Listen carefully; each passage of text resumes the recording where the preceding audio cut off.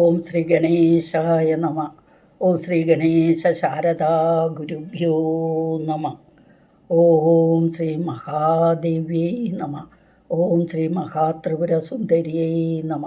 ഓം ലളിതാംബികായൈ നമ. ഹരി ഓം. ഇന്ന് നവമി ആയതുകൊണ്ട് നമുക്കിന്നൊരു പുതിയ ശ്ലോകം പഠിക്കാം. അതായത്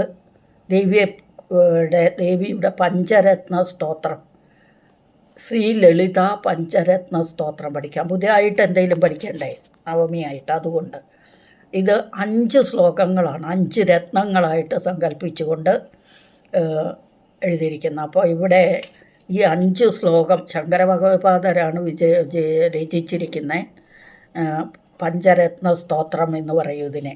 5 ശ്ലോകങ്ങൾ 5 രത്നങ്ങളായിട്ട് സങ്കല്പിച്ചുകൊണ്ട് എഴുതിയിരിക്കുന്നു. 6ാമത്തെ ഒരു ശ്ലോകമുണ്ട്, അത് കൺക്ലൂഷൻ, അതായത് അത് ഒരു പ്രാർത്ഥന അല്ലെങ്കിൽ ആ ശ്ലോകം ചൊല്ലുന്നത് കൊണ്ട് അതിൻ്റെ ഫലശ്രുതിയാണ് 6ാമത്തെ ശ്ലോകം. 5 ശ്ലോകങ്ങൾ നമ്മളില്ല. ആദ്യം ആ ശ്ലോകം, ഓരോ ശ്ലോകം വായിച്ചിട്ട് അതിൻ്റെ അർത്ഥം പറഞ്ഞ് പഠിക്കാം.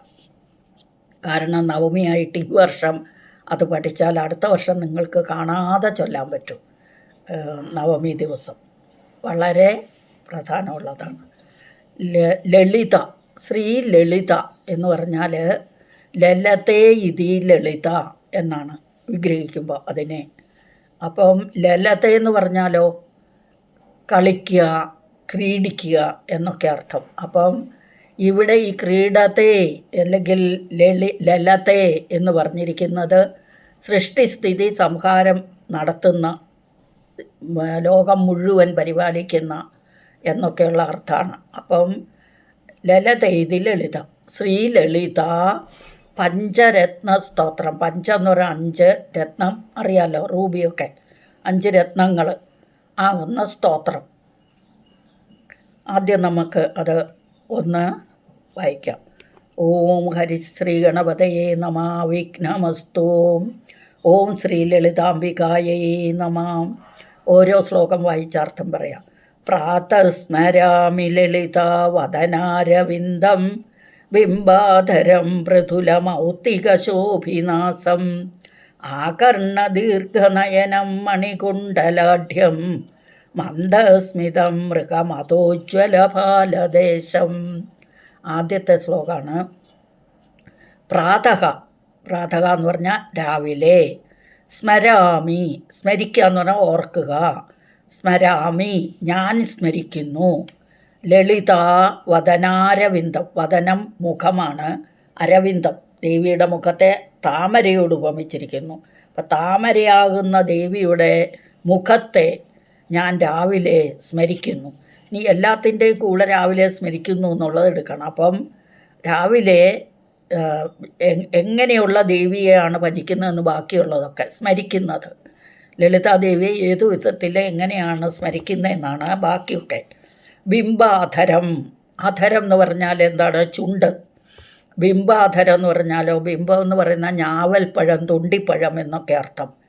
അത് പൃഥുലമൗക്തിക ശോഭിനാസം. പൃഥുലം എന്ന് പറഞ്ഞാൽ വലിയത്, മൗക്തികം എന്ന് പറഞ്ഞാൽ മുത്ത്. ആ മുത്തുകൊണ്ട്, മൗക്തികം കൊണ്ട്, ശോഭിനാസം ശോഭിക്കുന്ന, നാസം മൂക്ക്. അപ്പോൾ ദേവിയുടെ അധരം കോവൽപ്പഴം പോലെ അല്ലെങ്കിൽ തൊണ്ടിപ്പഴം പോലെയും മൂക്കിൽ ശോഭിക്കുന്ന മുത്ത് എന്ന് പറഞ്ഞാൽ മൂക്കുത്തി, ദേവിയുടെ മൂക്കുത്തി. ആ മൂക്കുത്തി ശോഭിക്കുന്ന മൂക്ക് എന്നെടുക്കാം. ആകർണ ദീർഘനയനം, നയനം കണ്ണ്, ദീർഘനയനം നല്ല നീളമുള്ള കണ്ണ്. എവിടം വരെ? ആകർണം, കർണം എന്ന് പറഞ്ഞാൽ ചെവി, ചെവി വരെ നീണ്ട കണ്ണുകൾ. ദീർഘനയനം, ദീർഘം എന്ന് പറഞ്ഞാൽ നീളമുള്ളത്. അപ്പം ചെവി വരെ നീണ്ട നീളമുള്ള നയനം, കണ്ണ്. മണികുണ്ടലാഢ്യം, മണി എന്ന് പറഞ്ഞാൽ മുത്ത് അല്ലേ, രത്നം. കുണ്ടലാഢ്യം, കുണ്ടലം എന്ന് പറഞ്ഞാൽ ചെവിയിലിടുന്ന ഇതാണ്. കുണ്ടലത്താൽ ആഢ്യം എന്ന് പറഞ്ഞാൽ അലങ്കരിക്കപ്പെട്ടത്, ശോഭ, അലങ്കാരം എന്നൊക്കെ അർത്ഥമുണ്ട്. അപ്പം മണികുണ്ടലാഢ്യം, ഈ ദേവിയുടെ കാതിലെ ആ മണികുണ്ടലങ്ങൾ അത് അലങ്കരിച്ചിരിക്കുന്നു. മന്ദസ്മിതം, മന്ദസ്മിതം പുഞ്ചിരി തൂകുന്ന മൃഗമതോജ്വല പാലദേശം, മൃഗമതോജ്വല പാലദേശം. പാലം എന്ന് പറഞ്ഞാൽ നെറ്റി, പാലദേശം നെറ്റിത്തടം. മൃഗമതോജ്വലം എന്ന് പറഞ്ഞാൽ മൃഗം എന്ന് പറഞ്ഞാൽ മാനാണ്. അപ്പോൾ ആ മാനിൻ്റെ, അതായത് കസ്തൂരി ഗന്ധം കൊണ്ട് ഉജ്ജ്വലമായിരിക്കുന്ന കസ്തൂരി തിലകം പൂശിയ ആ നെറ്റി, അതിനെയാണ് ഇവിടെ മൃഗമതോജ്വല പാലദേശം എന്ന് പറഞ്ഞത്. അപ്പോൾ കസ്തൂരി ഗന്ധം കൊണ്ട് തിളങ്ങുന്ന നെറ്റിത്തടവും അല്ലെങ്കിൽ ശോഭിക്കപ്പെടുന്ന നെറ്റിത്തടവും. അപ്പോൾ എന്തൊക്കെയാണ് ഇങ്ങനെയുള്ള ലളിതാദേവിയെ സ്മരിക്കുന്ന ഒന്നാമത്തെ ശ്ലോകത്തിൽ? കസ്തൂരി തിലകം കൊണ്ട് നെറ്റിത്തടം ശോഭിക്കുന്നു. മന്ദസ്മിതം, പുഞ്ചിരി തൂകിയിട്ടുണ്ട് ദേവി. പിന്നെ അരവിന്ദം, ലളിത വദനാരവിന്ദം, ദേവിയുടെ മുഖം എങ്ങനെയുള്ളതാണെന്ന്, മുഖത്തെ പറ്റിയാണ് ഈ ആദ്യത്തെ വർണ്ണന. അതിൽ മണികുണ്ടലങ്ങളാൽ ശോഭിക്കപ്പെടുന്നു ചെവിയിൽ. അപ്പോൾ ഇവിടം മുതൽ തുടങ്ങാം നമുക്ക്. അധരം മുതൽ അല്ല, മുഖം എന്ന് പറഞ്ഞു വദനാരവിന്ദം. ലളിതാദേവിയുടെ മുഖം, താമരയാകുന്ന മുഖമാകുന്ന താമര. ബിംബാധരം, തൊണ്ടിപ്പഴം അല്ലെങ്കിൽ കോവൽപ്പഴം പോലെ ചുവന്ന ചുണ്ട്.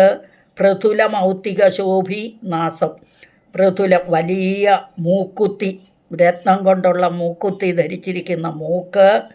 ആകർണ ദീർഘനയനം, ചെവി വരെ നീണ്ട നല്ല നീളമുള്ള കണ്ണ്. മണികുണ്ടലാഢ്യം, മണികുണ്ടലം, കാതുകളിൽ 2 കുണ്ടലങ്ങളാൽ ശോഭിക്കുന്നു. മന്ദസ്മിതം തൂകിയിട്ടുണ്ട്, നല്ല പുഞ്ചിരിയോടുകൂടിയിരിക്കുന്നു. മൃഗമതോജ്വല പാലദേശം, അത് നെറ്റിത്തടമാണെങ്കിൽ കസ്തൂരി ഗന്ധം കൊണ്ട് അലങ്കരിച്ചിരിക്കുന്നു. അങ്ങനെയുള്ള ലളിതാദേവിയെ ഞാൻ സ്മരിക്കുന്നു. എപ്പോൾ? രാവിലെ. പ്രാതഃ സ്മരാമി, ഞാൻ രാവിലെ സ്മരിക്കുന്നു എന്നർത്ഥം. പ്രാതഃ സ്മരാമി ലളിതാ വദനാരവിന്ദം ബിംബാധരം മൃദുലമൗക്തിക ശോഭിനാസം ആകർണ ദീർഘനയനം മണികുണ്ടലാഢ്യം മന്ദസ്മിതം മൃഗമതോജ്വല ബാലദേശം. അടുത്ത ശ്ലോകം, രണ്ടാമത്തെ ശ്ലോകം.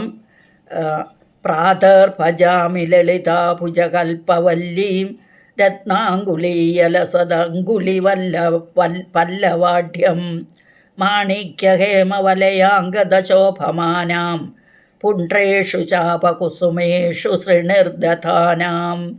ഇവിടെ ദേവിയെ പ്രാതഃ ഭജാമി, ഞാൻ രാവിലെ ഭജിക്കുന്നു.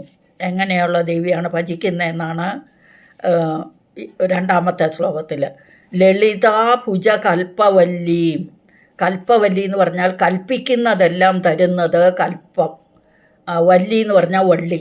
അപ്പം സ്വർഗത്തിലെ വള്ളിയാണ് അത്. എന്തൊക്കെ ചോദിക്കുന്നു അതെല്ലാം തരുന്ന സ്വർഗത്തിലെ വള്ളിയാകുന്ന ഭുജങ്ങൾ. ലളിതാദേവിയുടെ ഭുജകൽപ്പവല്ലി എന്ന് പറഞ്ഞാൽ ലളിതാഭുജം, ദേവിയുടെ കൈകളാകുന്ന ആ വള്ളികളാൽ ശോഭിച്ചിരിക്കുന്നു. രത്നാങ്കുലി, എങ്ങനെയുള്ള കൈകൾ. പിന്നെ ആ കൈകളിലെ നഖങ്ങളും വിരലുകളും ഒക്കെയാണ് പിന്നെ പറയുന്നത്. രത്നാങ്കുലീയ ലസത അങ്കുലി പല്ലവാഢ്യം. രത്നാങ്കുലി,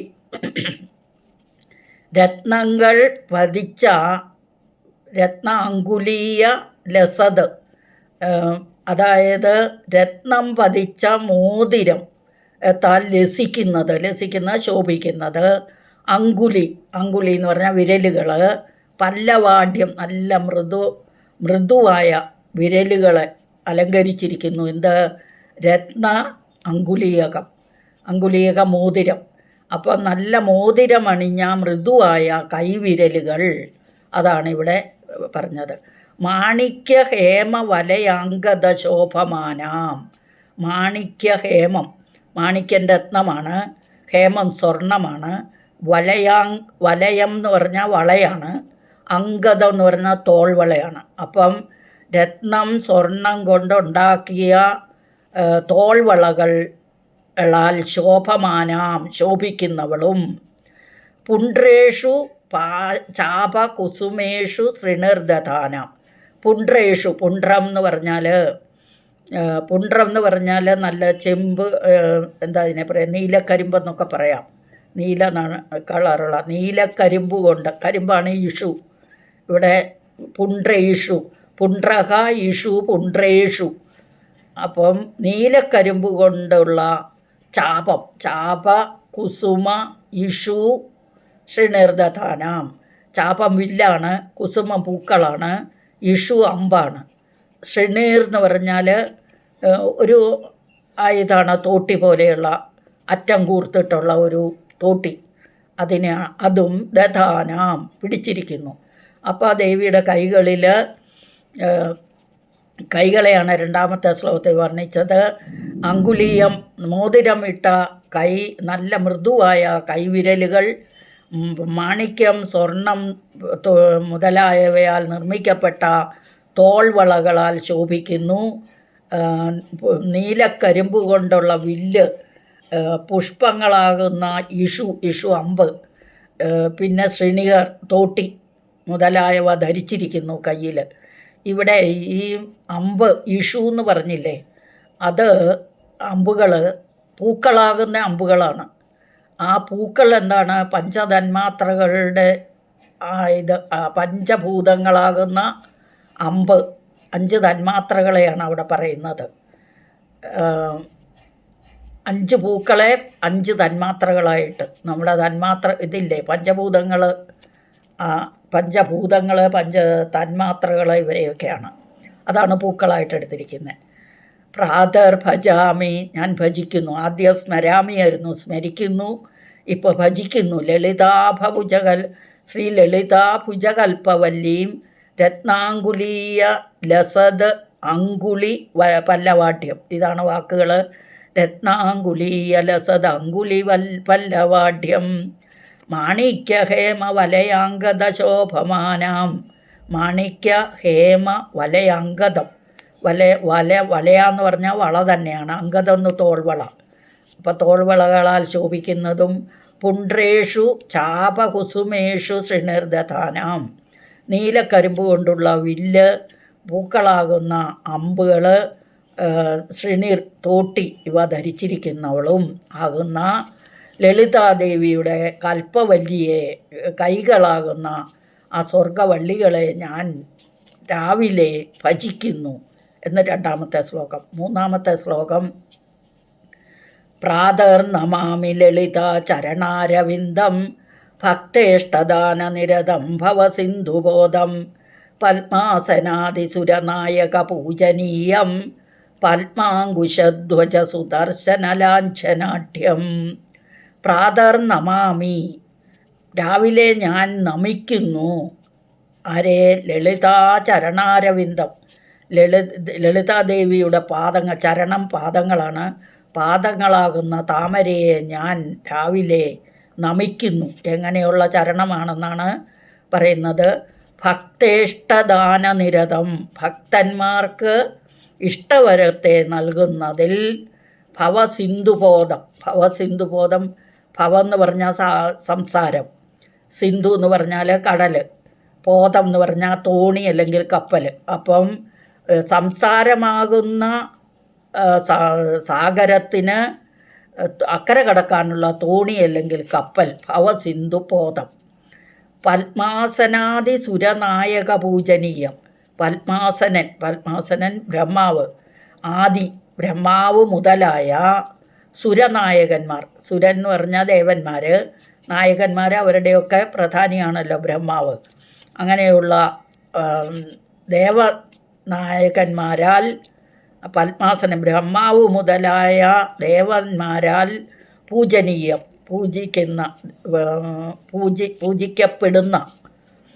പൂജിക്കപ്പെടുന്ന പത്മ അങ്കുശ ധ്വജ സുദർശന ലാഞ്ചനാഢ്യം. പത്മം താമരയാണ്, അങ്കുശം തോട്ടിയാണ്, ധ്വജം കൊടിമരമാണ്, സുദർശനം എന്നിവിടെ പറഞ്ഞത് സുദർശന ചക്രത്തെയാണ്.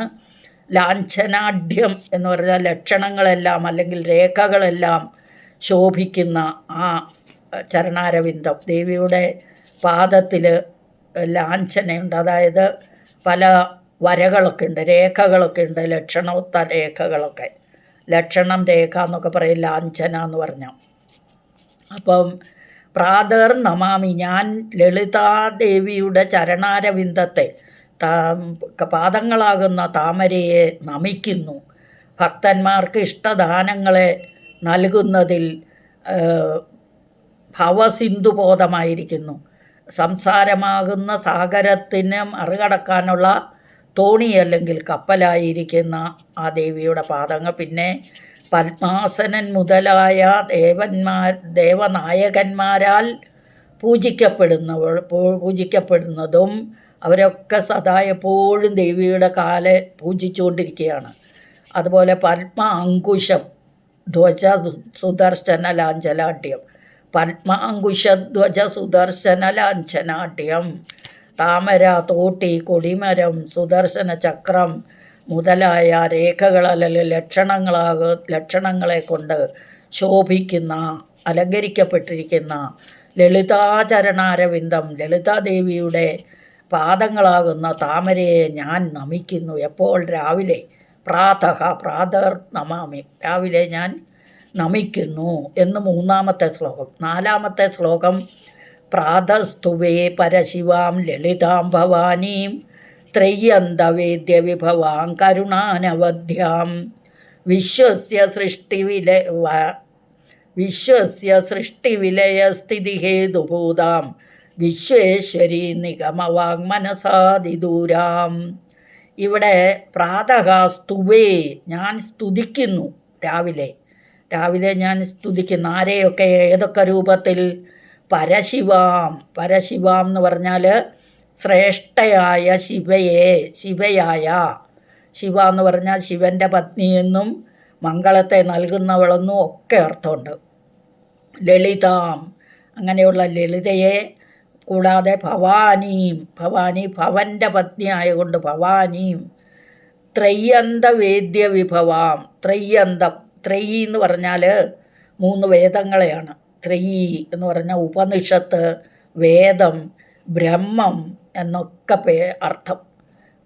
ത്രയി അതിനെ എന്താ പറയുക, വേദാന്ത വേദ്യങ്ങൾ എന്ന് പറയും. ത്രയി എന്ന് പറഞ്ഞാൽ വേദം, ഉപനിഷത്ത്, ബ്രഹ്മമൊക്കെ. പിന്നെ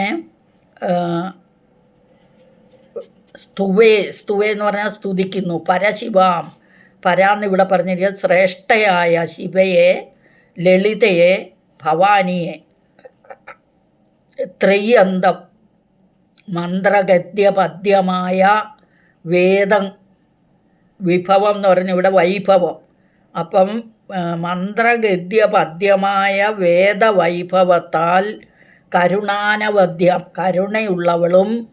അവദ്യം എന്ന് പറഞ്ഞാൽ ദോഷം, അനവദ്യം എന്ന് പറഞ്ഞാൽ ദോഷരഹിതം. അപ്പം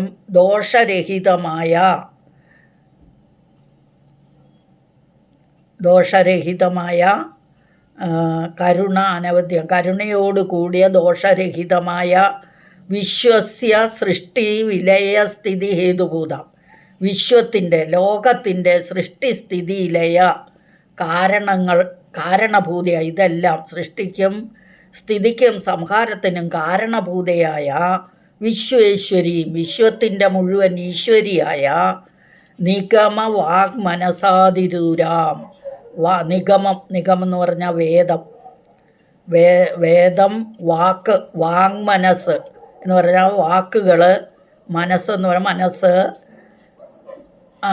അതിദൂരാം എന്ന് പറഞ്ഞാലോ, അതായത് വേദങ്ങൾ കൊണ്ടോ വാക്കുകൾ കൊണ്ടോ മനസ്സുകൊണ്ടോ നമ്മൾക്ക് വർണ്ണിക്കാൻ പറ്റില്ല.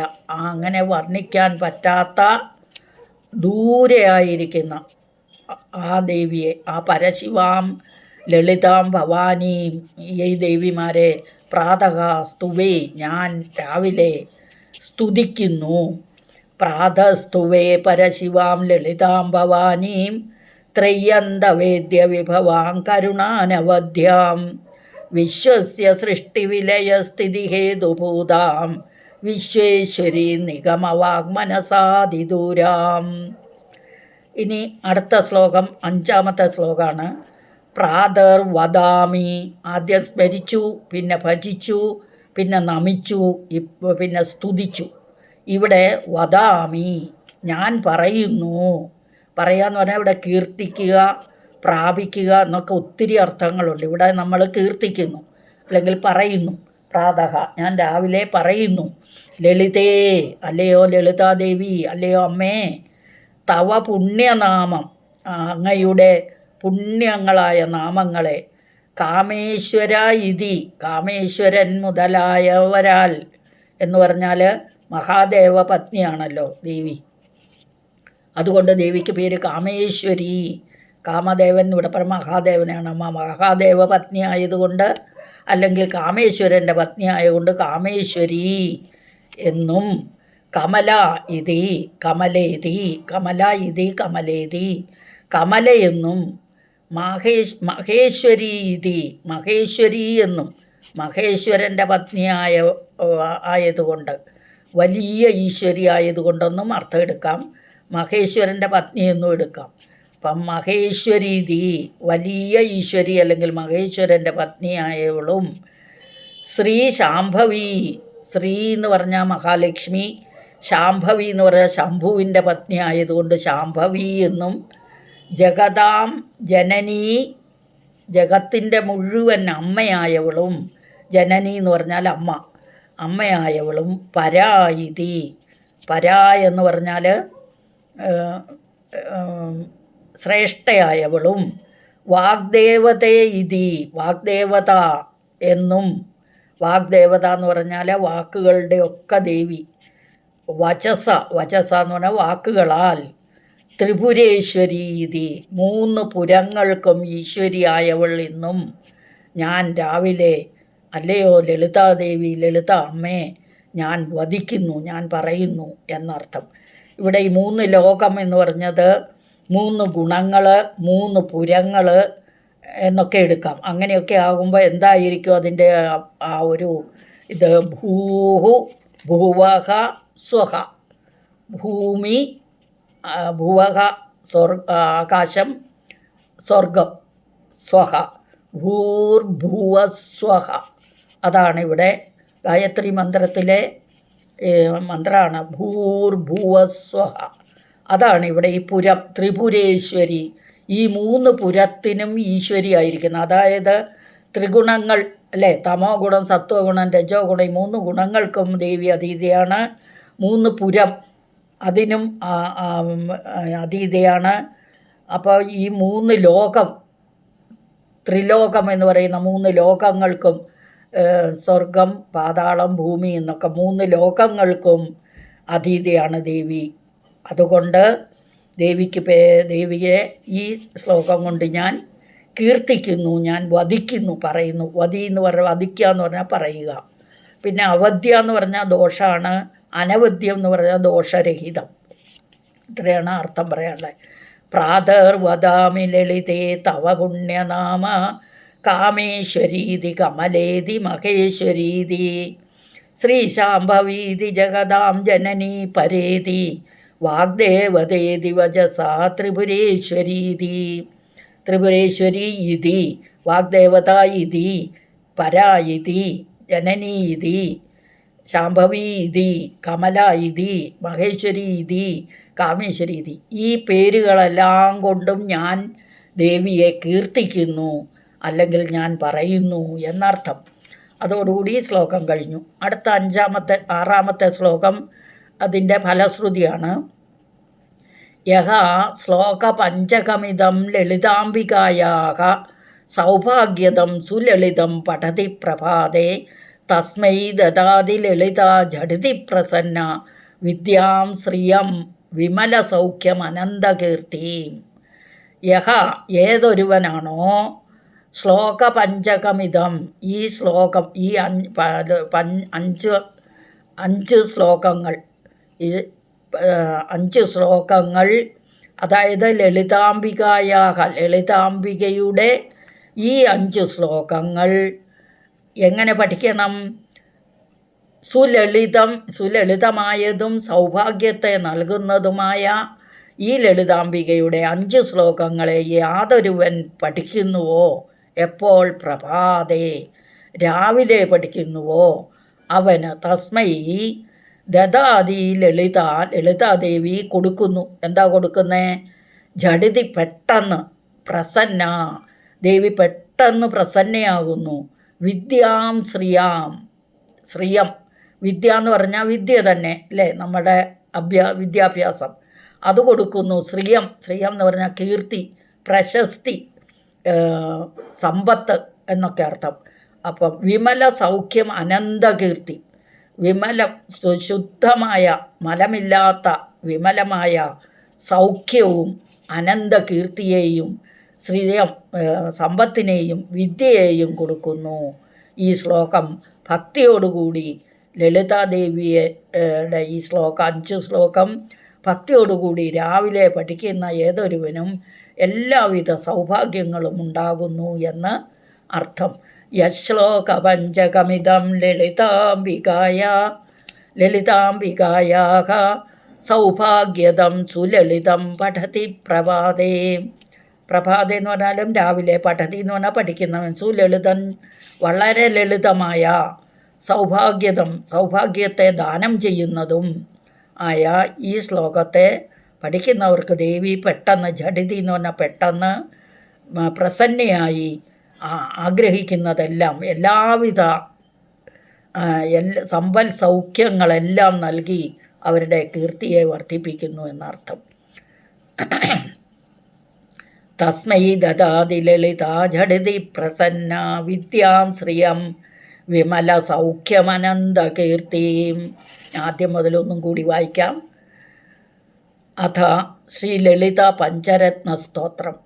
പ്രാതസ്മരാമി ലളിതാവദനാരവിന്ദം ബിംബാധരം മൃദുലമൗക്തികശോഭിനാസം ആകർണദീർഘനയനം മണികുണ്ടലാഢ്യം മന്ദസ്മിതം മൃഗമതോജ്വലപാലദേശം.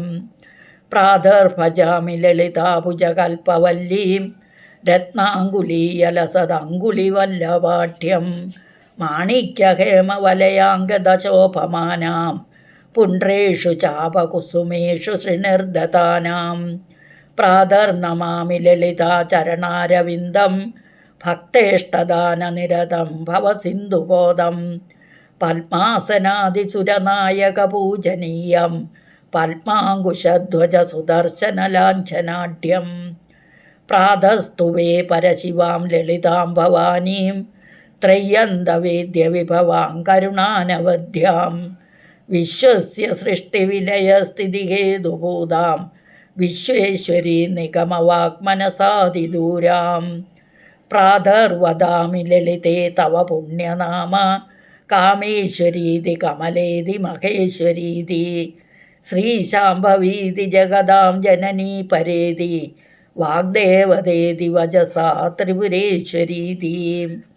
യശ്ലോകപഞ്ചകമിതം ലളിതാംബികായാഃ സൗഭാഗ്യദം സുലളിതം പഠതി പ്രഭാതേ തസ്മൈ ദദാതി ലളിതാ ജഡിതി പ്രസന്ന വിദ്യാം ശ്രിയം വിമല സൗഖ്യമനന്തകീർത്തിം. ഇതി ശ്രീമദ് ശങ്കര ഭഗവത്പാദാചാര്യ വിരചിതം ശ്രീ ലളിത പഞ്ചരത്നസ്തോത്രം സമാപ്തം. ഹരി ഓം. അമ്മേ നാരായണ. സകലം ശ്രീദേവ്യാർപ്പണമസ്തു. അടുത്ത എന്തെങ്കിലുമൊക്കെ ആയിട്ട് നാളെയും വരാം. അതുവരെ ഹരി ഓം. ഓം തത്സത്. ശ്രീ ഗുരുഭ്യോ നമഃ.